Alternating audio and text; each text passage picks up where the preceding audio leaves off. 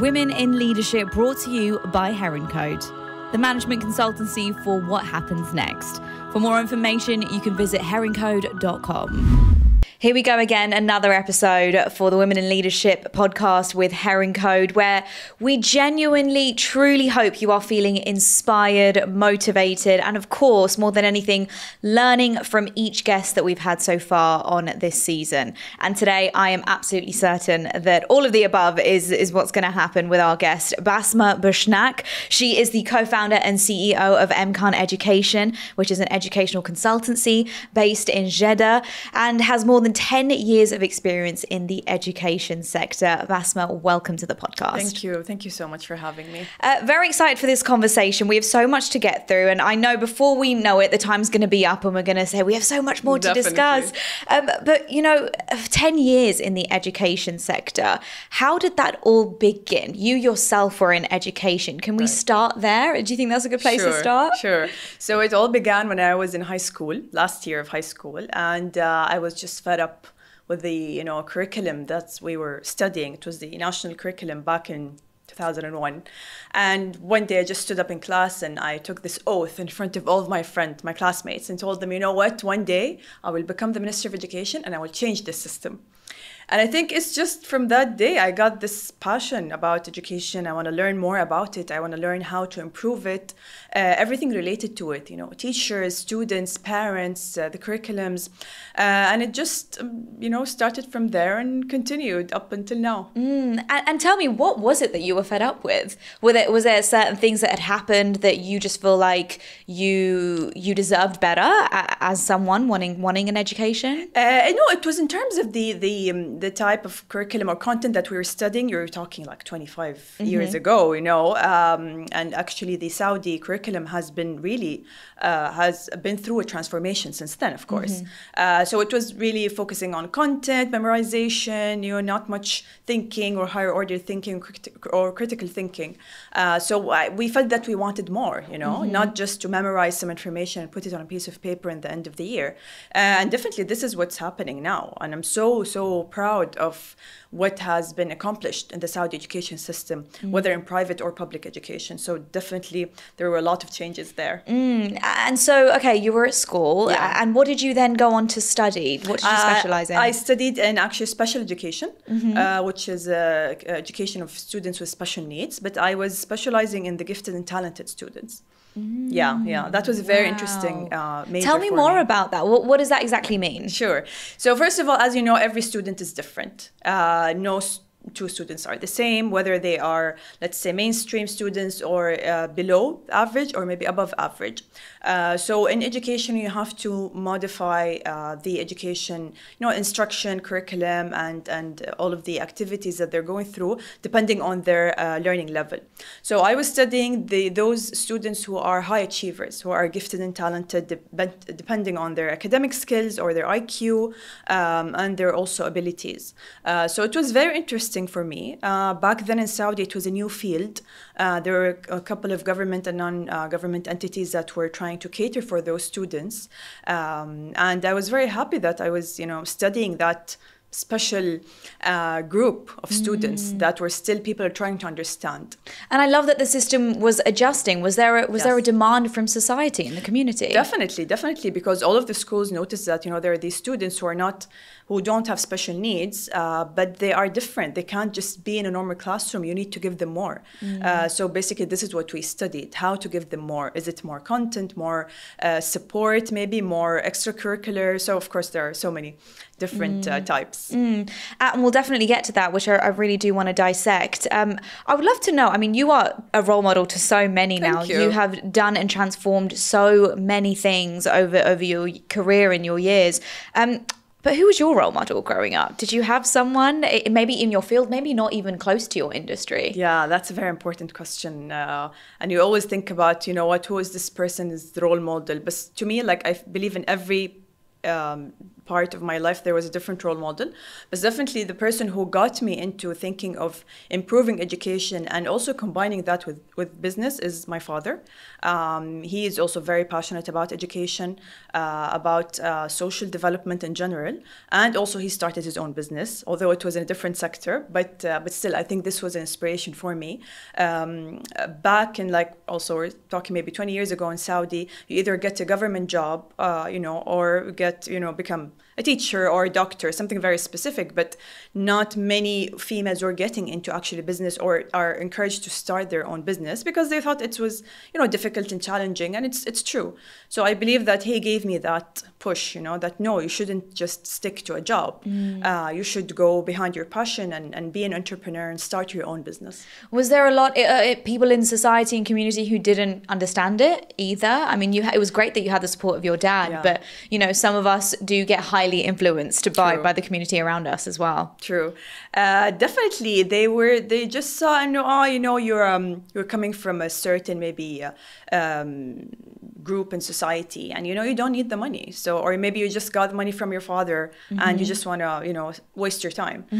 But I think we proved otherwise, definitely, not just me and there are a lot of female founders from my generation also who proved that we wanted to create a difference. We wanted to provide our society with a service that was not there, and that was also needed. And of course we're talking Saudi 10, 15 years ago. Now things are really, really different, and I'm happy for that. They are. I mean, the opportunities now are absolutely endless. When that period of transition happened for opportunities for all, but more specifically for young female, how was that specifically for the education sector?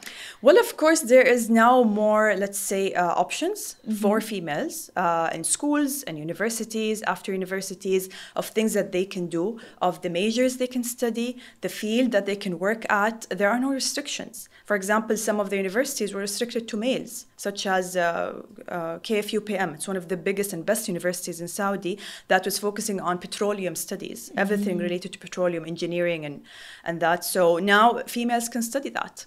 So this is one big example of how now the new vision of Saudi Arabia is looking at females as, just as they're looking as the male citizens. They can provide, they can achieve, and definitely they can help build the country. And so you coming out of your degree, what were the opportunities there for you? Did you have a clear vision on what you wanted to do? Because I know for me, I came out of university, had no idea who I was, what I wanted to do. What was that for you like? Yeah, even for me, I got this degree in education. I knew I wanted to continue my graduate studies. So I applied for a scholarship and I went on to study masters in the UK. I also majored in curriculum and assessment and also gifted and talented students. But after that, I was like, okay, now what?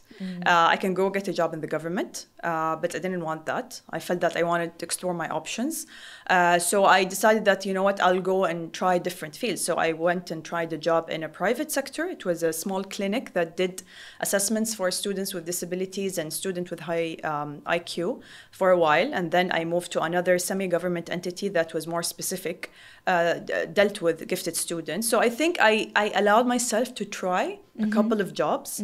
And after every job or every opportunity I got, I learned something more about myself, of who I want to be and who do I want to be with and who do I want to work with. And really, I believe that I wanted to work in something I enjoy. I just don't want to go to a job every day from 9 to 5 and not feel that I'm really passionate about it. So, and I think every opportunity led me to where I am today.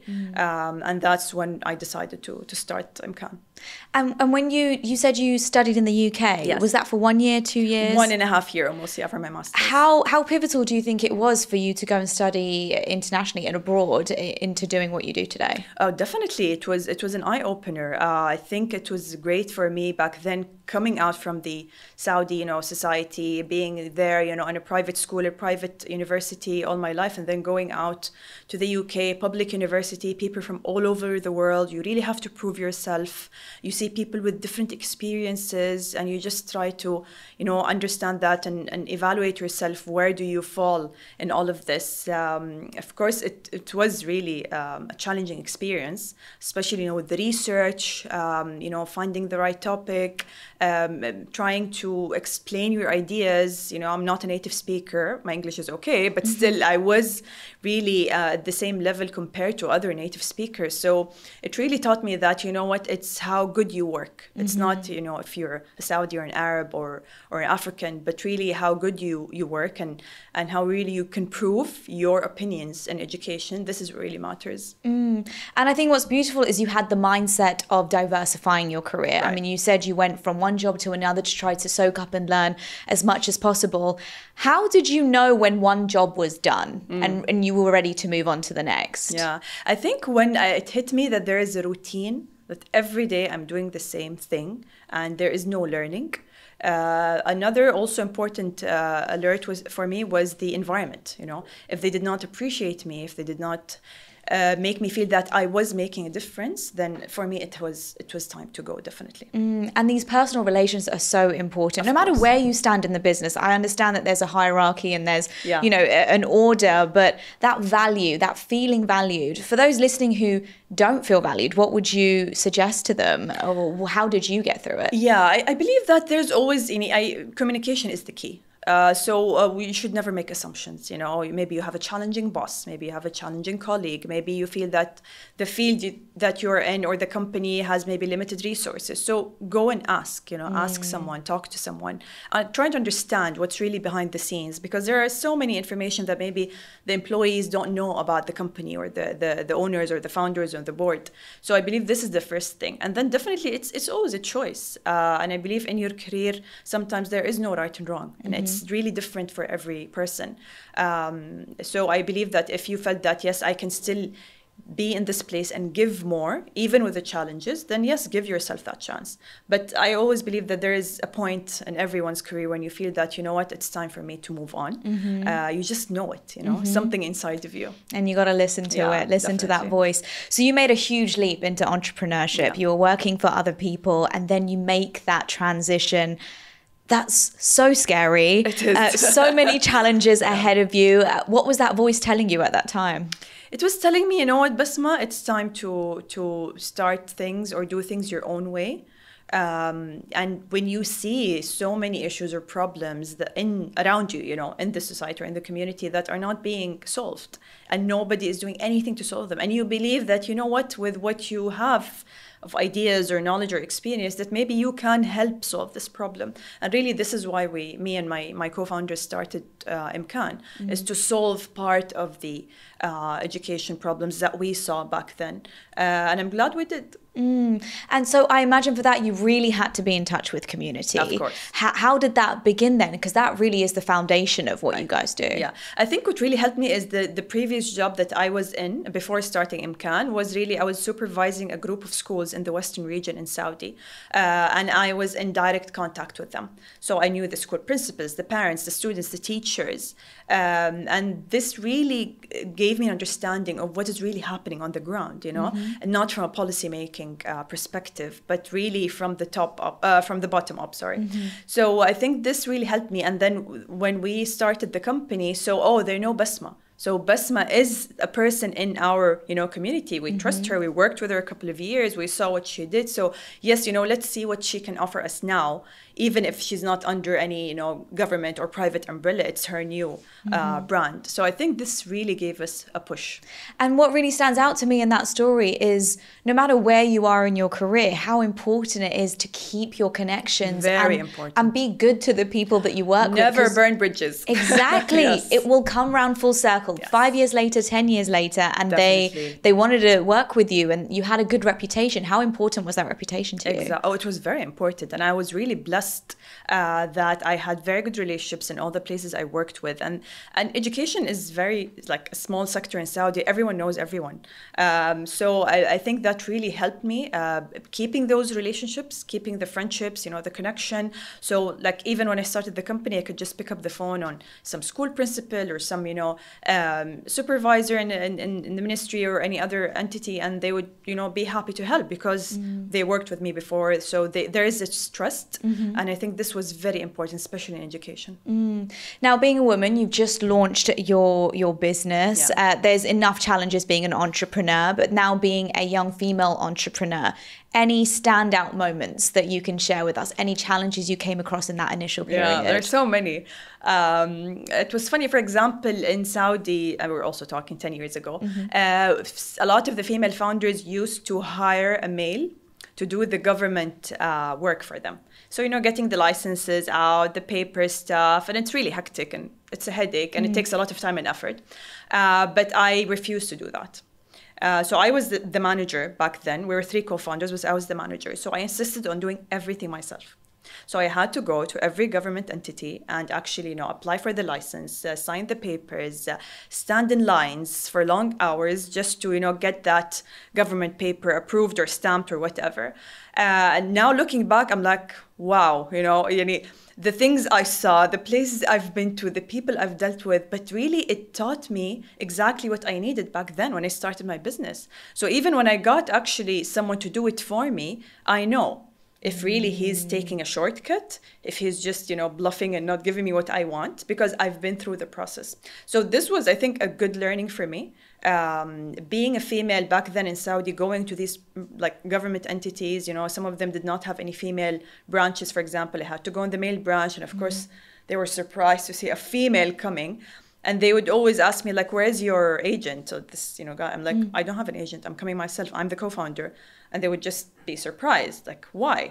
Hire someone to do it for you. So I believe this was also interesting for us. But it was also great to see the leap that happened, from back then until now.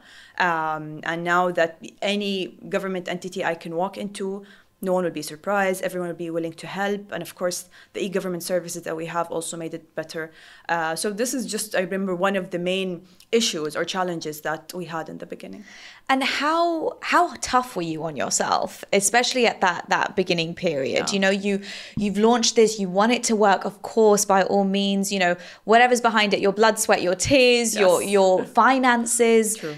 Did you put a lot of pressure on yourself at the beginning? Oh, yes, of course, because I was trying to fit to my own standards, which were very high. I didn't want to start a company and fail at it. What would I think about myself? What would my family think? What would my son think? So it was very, very challenging. And we all also had our reputation to keep. So we didn't want to start something and then people think that, we gave up or we quit.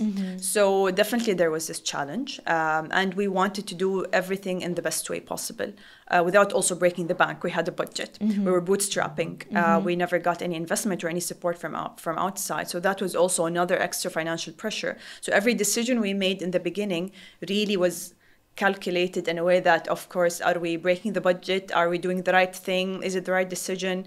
But I believe that what we have, me and my partners, as trust relationship, we were all aligned on the values and what we really want to achieve. This really helped a lot in overcoming this pressure that we were all having on ourselves. And luckily we had it in different times. So if one of my co-founders saying, I feel down, we're not doing well, we're failing, the other one would say, no, don't worry, we're doing well, we're trying our best, let's enjoy the ride.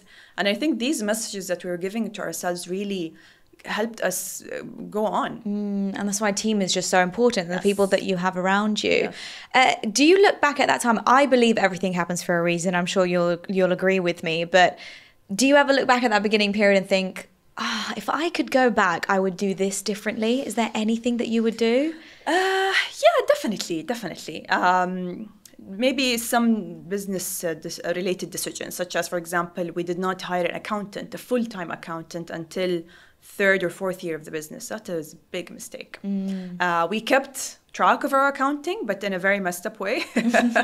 For 3 ladies coming from education and not a business or a finance background or accounting, that was a challenge. We did well, thank God. No major losses, but definitely I would have had someone from the beginning, help us with that. Also maybe marketing, we've always put marketing on the side, let's not spend money on marketing. But now looking back, I realized that yes, we should have had maybe at least put a budget for that on the side, just to push us, at some times. Other than that, I think every mistake we made really taught us a lot, and we were meant to make that mistake for us to improve and become better at what we do. Absolutely. And we've spoken about the pressure that you had starting off as an entrepreneur, making that transition into having your own business.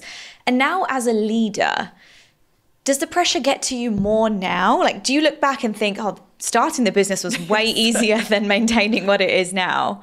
Of course, absolutely. I think with every position you are in, there are, of course, its own set of challenges. But now definitely there is this responsibility of, I have 30 people under me, who are paying their bills because of the work that we're doing. And I have to keep it running. Definitely, this is a lot of pressure to meet their expectation, to support them, to be there for them, I guess, and to be like the captain of the ship. I'm lucky that I'm not the captain alone. I have two other captains with me, and this is definitely a blessing, because being on the top or being a leader is very lonely sometimes. So I'm blessed that I can share that with them. But of course, as a CEO, I feel that this pressure now has increased definitely more than before, with the volume of the business, with the volume of the operations and the expectations, and thinking strategically, where are we going? What's the next best move? Who should I involve? I think all of these also create extra pressure. But to me, I look at it as, I take it as part of the package, In every phase of the business, there was different challenges. But now I'm really grateful for where I am right now. But I feel that there should be, or there can be more improvement. But I'm taking it just day by day. Absolutely. And that's the way to do it, because there's no guidebook or rule book here. You're figuring it out on the job, really. Exactly. Now, let's talk about, professionally, you were soaring. Personally, were you looking after yourself? Well, that's the million-dollar question. I think all females, especially, when they have different roles, like they're being mothers, wives, they have social responsibilities, and they have a job, or maybe they have a business. Thank God we're multitaskers. But definitely sometimes one of these roles will be affected by the others.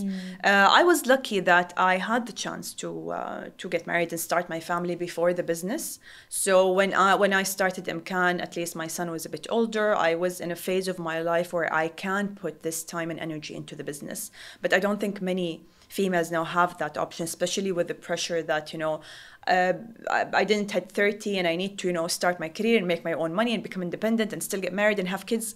I think my generation had the privilege of, the pressure of getting married and having kids first or starting the family. So now I see the younger females having more pressure. But back to me, I believe that was the personal pressure. But as you said, managing the pressure that came after, you just believe, in the beginning, you believe that you can just give and give nonstop. So we were working 7 days a week. And then suddenly, into the second year of the business, we all said, no, we can't do that anymore. We have to start taking vacations. We need to start, taking at least 1 day off a week. And that's when I think I decided that I need to take care of myself. So definitely a lot of, yoga, meditation, therapy, big believer in therapy, coaching. So any female who is in that position, whether it's leadership or even any job, and she has other responsibilities, I highly recommend that she seeks help. She seeks help, she seeks advice, because sometimes we believe that we can do it all. We're superwoman. And then suddenly you collapse and you don't know why you even collapsed. It could be a very small trigger. So I believe this is really something that we need to take care of ourselves, as you said. Absolutely. And, even if it's, if professionally you don't want to seek it, I think it's important to have the right people around you, definitely. Your close friends. You said you had your great co-founders as well, but did you have that support, family, friends, a strong female or male structure? I think is important, especially when you're starting a business. Of course. Yeah, definitely. I was lucky to have that, other than my parents. I had my friends who were also maybe in similar positions. And I had also people from outside this who I can, talk to, and they would give me an objective advice. But they're always like, I read a lot, as you said, podcasts, go on workshops, look for professional development programs where I can, put myself outside the situation and look at it from a different perspective. And always taking breaks and vacations. That Very always fixes things. It resets you, recharges, I think. Exactly. And now, you becoming a mother, how did that change your perspective on becoming a leader? I know being a mother is life-changing, but then how did it change you professionally? I always relate that. I always say, like, because we are mothers, like me and my co-founders, I think we had more capacity, more patience, to be honest. I see that in mothers. They really have patience to deal with people, with the challenges. And now really every time I think of why do I see myself able to deal, for example, with a conflict at work with maybe some colleagues or members, because I believe that I look at it from a motherly perspective. Maybe some males would not actually do that. But us, as you said, becoming mothers, we can't really distinct ourselves from that role. And for me, I believe it was a blessing that I was already a mother before starting EMKAN. So it gave me that capacity to accept and to understand and be more patient and think of things differently and see it in a different way. And how important is it for you, for your son to see you, leading your own career? Is that something that you consciously thought about before you had a child? No, to be honest, I never.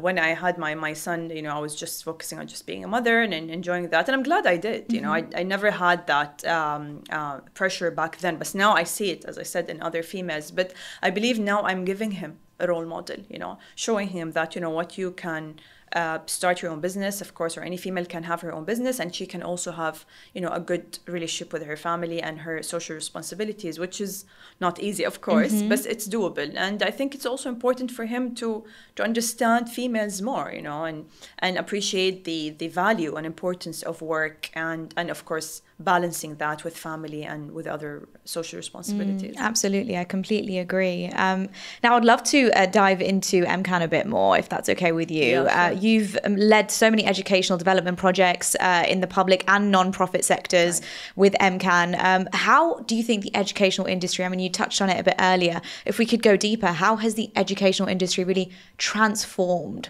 from when you first started? Yeah, that's a very good question. As I said, first of all, the education system itself, the curriculums, the way the schoolings are formed, the ability to accept more diversity in the student body and the different curriculums and the different types of schooling.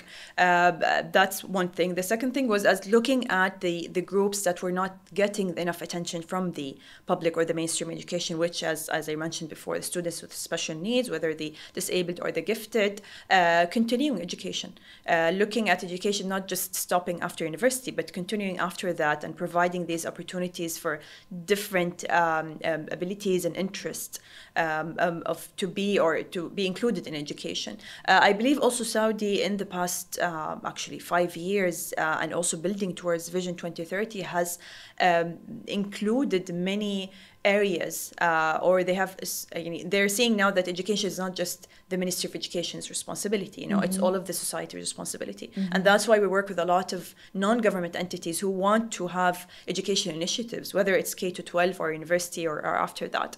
So I believe that now there is much more awareness of how education is important and how education really is related to every household and every, career decision, the future of the country.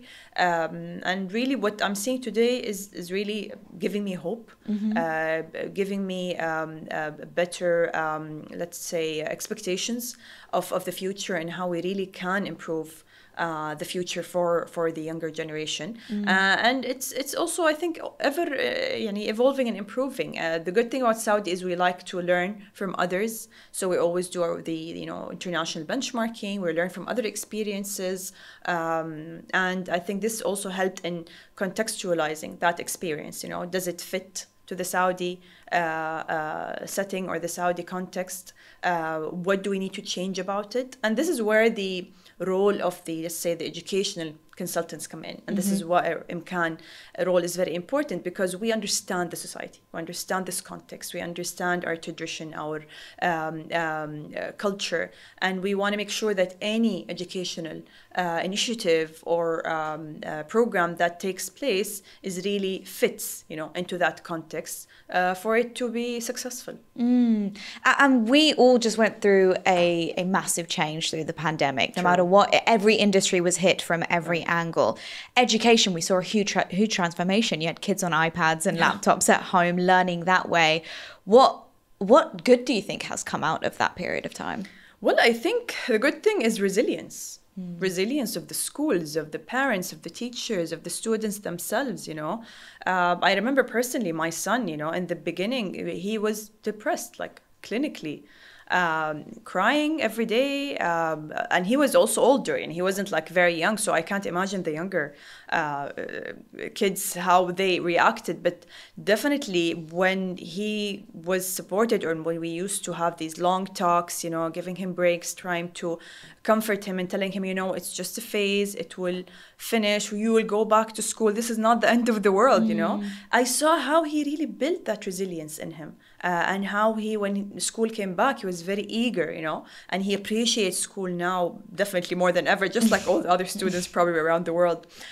So I believe resilience was definitely a good thing that came out of it. Another thing that we saw from our own experience in EMKAN and dealing with school is that now schools, teachers and parents also included, doesn't look at technology as a luxury.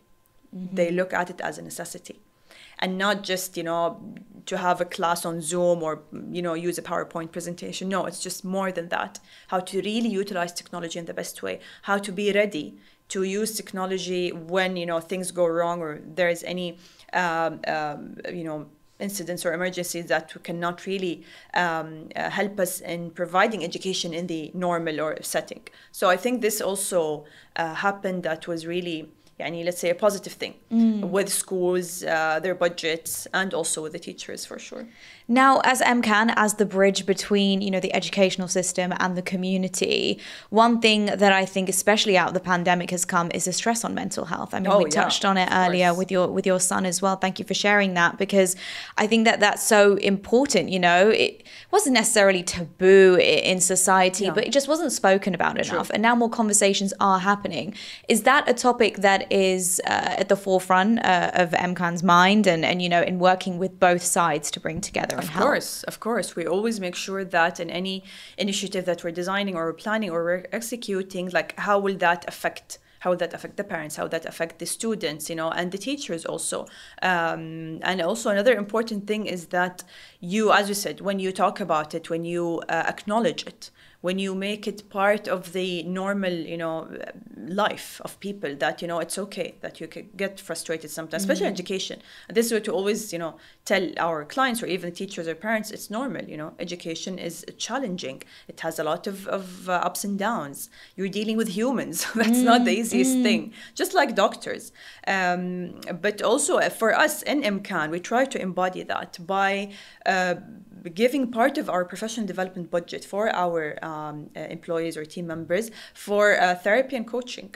And this is something actually we started last year after the pandemic, because we felt that, we want to encourage them to take care of themselves. And we want to, let them feel that, this is part of supporting you so that you can give your best to the company. And I believe that they really appreciate that from what we saw, since they feel that, this is not just a company who wants me to go and get, a course or a workshop or attend a conference, but it really helps me take care of myself. And this is also part of professional development, so I think we're very proud of what we did with this decision. And I hope that other companies can do the same. Absolutely. It's kind of like meshing personal and professional. I don't think there's a difference. I actually think it's all merged together in a healthy or unhealthy way at times. So what do you hope for in the future for your sector? So much has transformed in Saudi, which we've spoken about already in the episode, but what are you hoping for?